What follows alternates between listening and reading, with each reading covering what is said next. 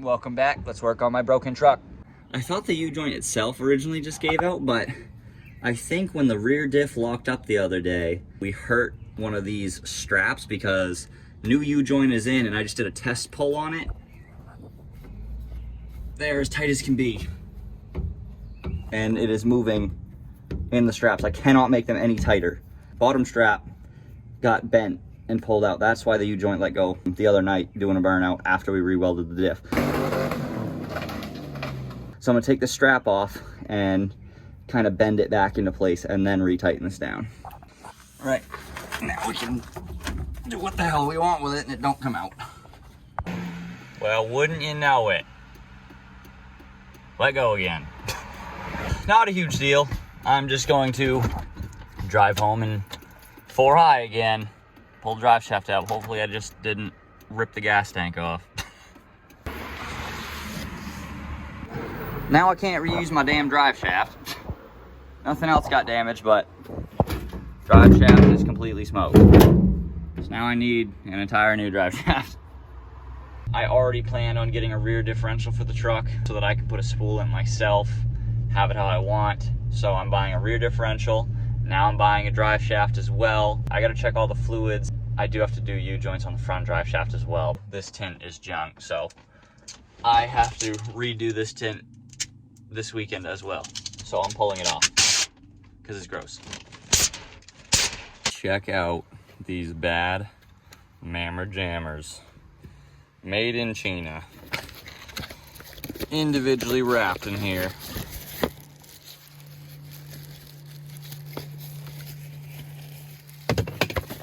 Dropping it on the floor right off the bat. Getting them dirty to replace my old busted ones. All you do is pull on this outer edge, pops forward, pulls out, turns sideways. You unplug this entire clip right here and just pop it right into the clip. Slide it back in place, click, and you're done. And they do look pretty damn good. It was like $18, I think, for the pair. Definitely worth it. Way brighter than even the LED in there too.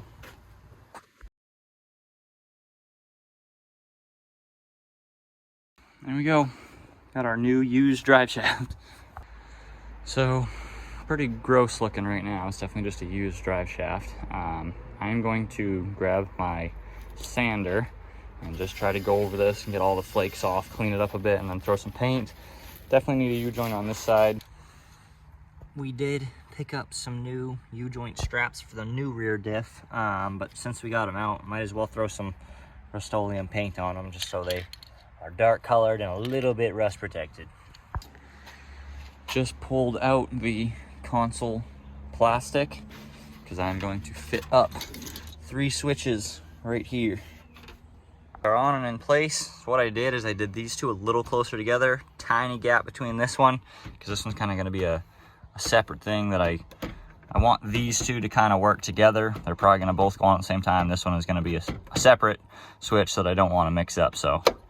But basically pull these up, they're little safety covers, and then you flick them on one by one. And when you're done using them, you just flick the whole thing down.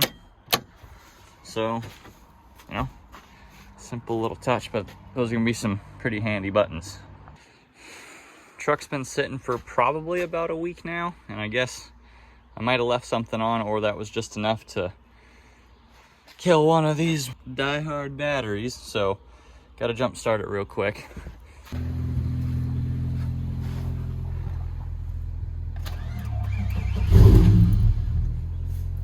It really does not seem to want to idle without my foot on the throttle, which I did slightly have an idle issue before I let it sit for a week. It would kind of randomly die sometimes when I would start it, but right now it is in full effect.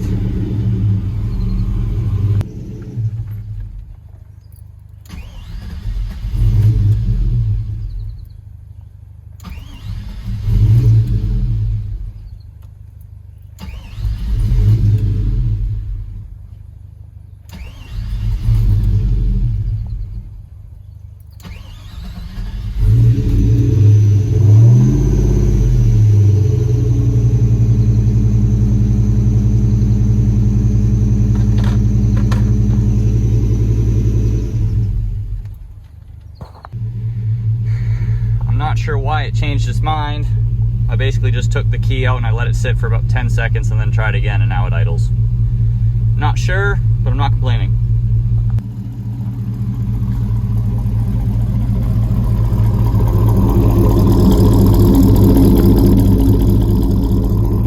There's the donor rig. It's a little crusty around some of the spots, but I'm gonna go home and get everything off and grind it all down and get right down to what we can on it and then coat it.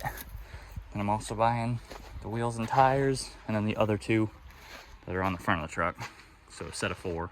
Got the new rear diff and we got all 4 tires, wheels and tires, burners. So heading back now. Yeah, if you guys ever need anything and you live around where I live, like Gray, New Gloucester, Galance Auto is the place to go. Galance Auto Salvage.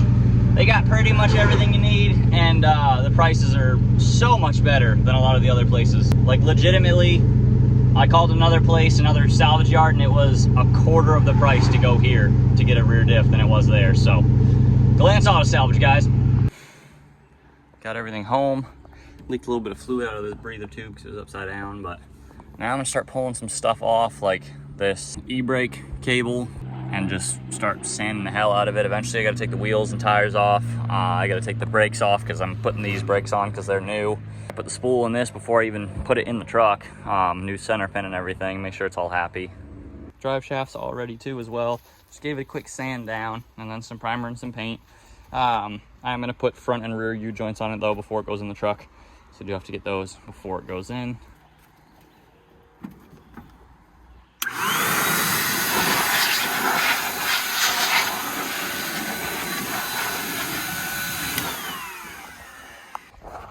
Just cracked it open and that is some pretty clean fluid. It's a good first sign. Barely a damn thing on the magnet too. Healthy. Absolutely gorgeous in there, dude. This is how one of those center pins is supposed to come out. Boop. Got this thing right down to just the case and the ring and pinion and the carrier. We're not taking anything else out. Ring and pinion are healthy. Shimming's all healthy. Bearings are all healthy. So I took out the spider gears. We're gonna put the spool in there. I'm gonna throw the axles back in, clean up the edges. I still gotta take off the old hose lines, brackets, finish cleaning up the case itself and paint that.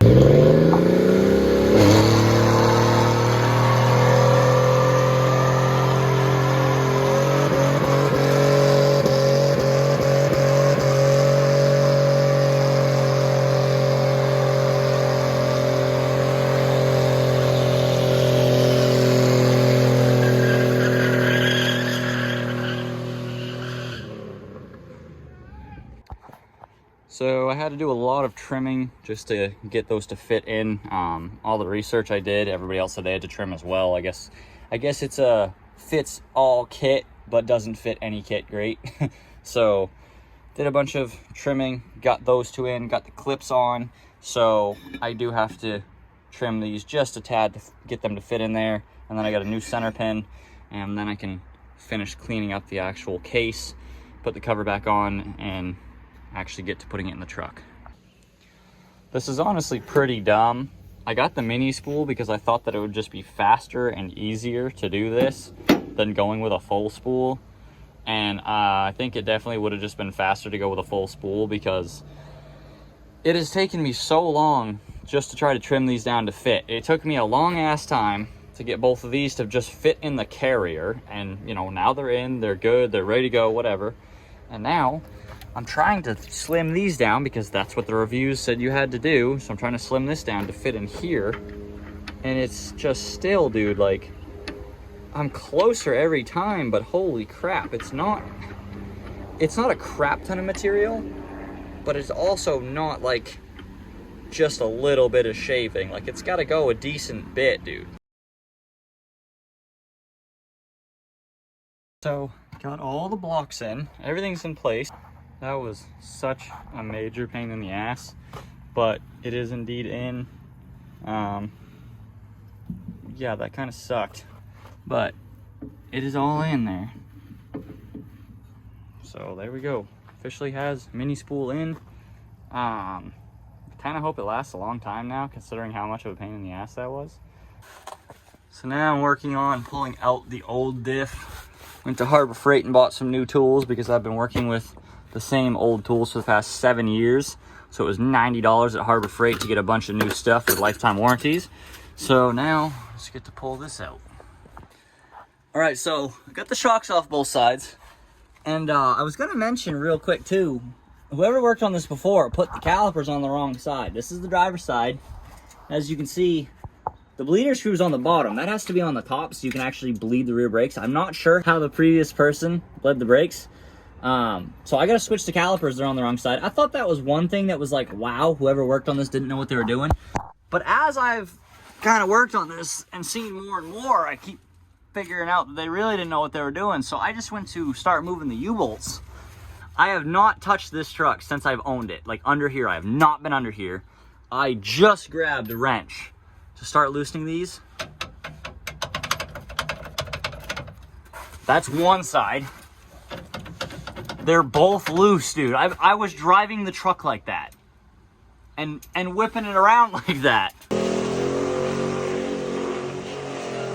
Do not let other people work on your stuff, and when you get something, check everything over because people do not know what they're doing. So yeah, those are loose. They're already halfway off. It's gonna take a little longer than expected, so I think I'll just finish this YouTube video up here. If you guys are new, feel free to subscribe, and we'll see you in the next one.